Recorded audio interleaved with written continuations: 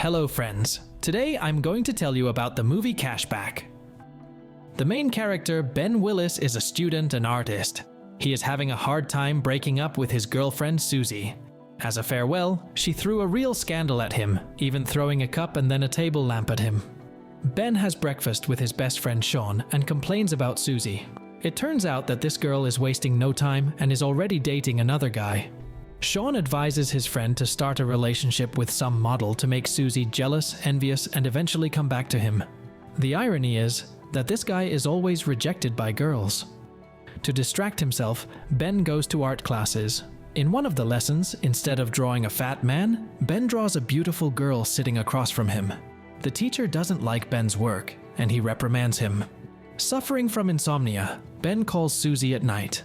He apologizes to her, but there is no going back, especially since she already has a new boyfriend. Ben looks through the photos he took with Susie and wants to burn them, but instead hides them in a drawer. To pass the time, he watches movies, reads books, and even travels alone to other cities, but as night falls, he continues to be plagued by insomnia and thoughts of Susie. On another sleepless night, Ben finds himself in a convenience store and notices an ad for a night shift worker. He immediately applies for the job. During the interview with the boss, Ben notices a peculiarity. He can slow down time, but until he learns to control it, he thinks it's a hallucination. Because of his constant insomnia, Ben works in strange ways. For example, when he sees a packet of spilled peas, Ben just stands there and looks at it instead of cleaning it up. Ben's boss reprimands him. As he starts to clean up, Ben notices a pretty girl and stares at her beautiful figure. For this, he receives a second reprimand from his boss. At work, each employee has their own ways of spending time. Sharon, a cashier, doesn't look at her watch and is constantly trying to cover it with something. The more often she checks the time, the slower it goes. Barry rides a scooter at work and thinks he's a damn good stuntman. He also plays pranks on customers with his friend Matt. One of their favorite pranks is to throw an adult toy into someone's cart. At the checkout, some customers decide to keep the interesting toy for themselves. The couple also likes to organize scooter races, but sometimes it ends badly. The only one who is satisfied with everything is their boss. He can talk for a long time about how cool and rich he is. Because of the breakup with Susie, Ben hasn't been able to sleep properly for 2 weeks and feels like a zombie. But now he continues to understand how to stop time and uses this superpower to the fullest. In a supermarket, Ben slows down time so much that everyone there literally freezes. He sees an attractive girl in front of him and looks at her with admiration. He takes off the clothes of attractive girls who have come to shop. And no, it's not what you think. He is painting them. After finishing another portrait, he carefully dresses the girls. But where does this love for the female body come from? It turns out that when they were children, a student from Sweden lived with them. She could walk around the house completely unclothed. Looking at her, little Ben began to admire female beauty.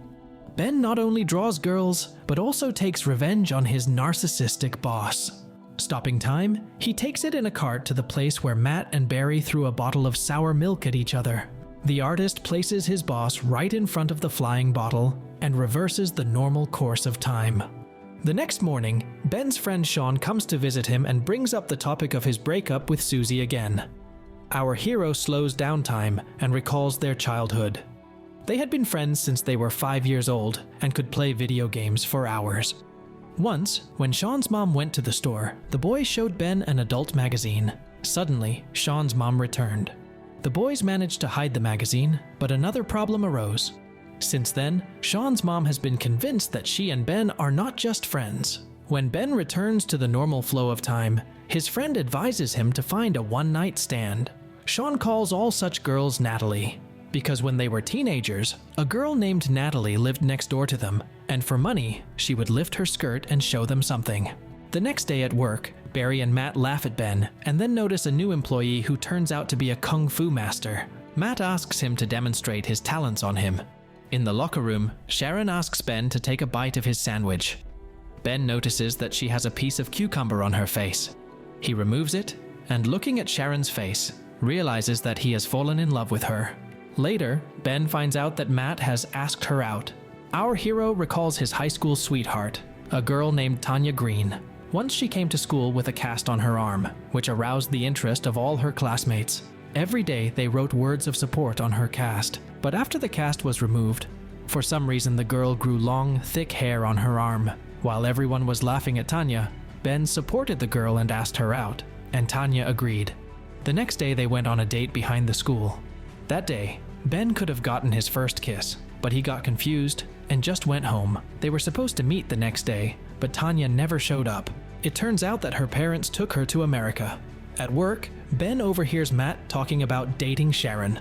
The boss shows up and tells the employees that they have to take part in a friendly soccer match. The game starts, with professional football players playing against a supermarket team. The score is 26-0, and Ben's team doesn't stand a chance. When the ball goes straight into the boss's face, the guy stops to rest and drink a soda. After taking a few sips, he hears a strange squeak, as if there is someone here who is not affected by his ability to slow down time. Ben returns to the field as if nothing had happened and plays out the final seconds of the match. After a powerful hit, the boss asks Matt to take him to the hospital, and Matt asks Ben to walk Sharon home. On the way, they stop for coffee. Ben learns that Sharon and Matt are not in a serious relationship. He is happy to tell her about his talent as an artist and walks her home. The next day, Sharon approaches Ben and invites him to go with her to her boss's birthday party. The boss gathers all the men and gives Ben £200 to find a dancer for the party. Our hero asks Sean for advice, and his friend agrees to help, but only on the condition that he's also invited to the birthday party. The boys go in search of a girl and find her in the first bar they come across. Ben imagines Sharon as a dancer, and he likes these fantasies very much. The next day, our hero slows down time again to draw Sharon.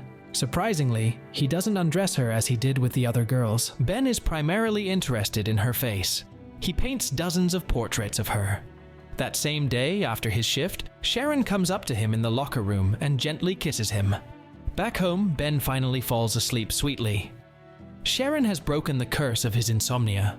In the morning, Ben wakes up to a phone call and learns great news. One of the galleries is seriously interested in his paintings and invites him to a presentation on Monday morning. Unfortunately, it turns out to be another prank. Everyone is preparing for the party, choosing outfits, and rehearsing dance moves. Ben picks up Sharon and they go to the party together. The party is in full swing. Sean has been rejected by another girl, Matt and Barry are doing crazy dances, and the boss has decided to make himself a cool DJ. Among the guests, Ben unexpectedly meets his ex-girlfriend Susie. It turns out that her boyfriend is the brother of his boss. A dancer appears and makes the party even more incendiary. It turns out that this is the same Natalie who used to lift her skirt for money as a teenager. Susie admits that she still thinks about him and suddenly kisses him when she and Ben are alone. Sharon witnesses this kiss and immediately wants to leave. Ben sees his beloved in the doorway. He slows down time and spends 2 whole days in this moment. But he still doesn't decide how to apologize to Sharon and earn her forgiveness. Eventually, he returns time to normal, and the girl leaves. Ben runs to his beloved's house, but Sharon doesn't want to listen to anything and only yells at him. The guy starts to suffer from insomnia again. On Monday morning, unsuspectingly, Ben comes to the gallery and finds out that no one has made an appointment for him. Our hero realizes that he has become the victim of a prank and is about to leave. But the owner of the gallery says that since the boy is here, he must show his drawings. The man looks at Ben's work and likes it so much that he soon organizes a whole exhibition of his drawings. Sharon receives an invitation to this exhibition and goes there. She looks at the drawings and realizes that all of Ben's works depict her. It turns out that Ben stopped drawing other girls and spent all his time only on Sharon. They finally make peace with Ben, and the guy decides to show his beloved his abilities. The couple goes for a walk in the snowy weather. The snowflakes are frozen in the air, and Sharon feels like she's in a real fairy tale, and she and Ben kiss tenderly. This is the end of our video. If you liked it, please subscribe to the channel, write comments, and like it. See you in the next video.